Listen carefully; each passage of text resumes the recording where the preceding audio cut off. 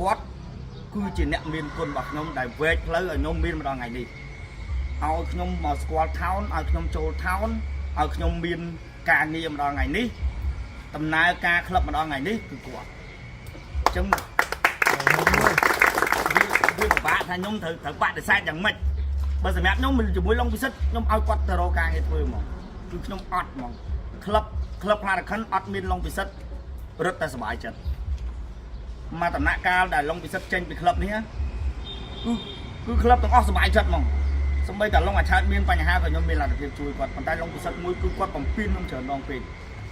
ច្រើនដងរហូតដល់ខ្ញុំទ្រាំលែងបានថាកាត់ឡុងពិសិដ្ឋចោលចេញពីក្លឹបមួយ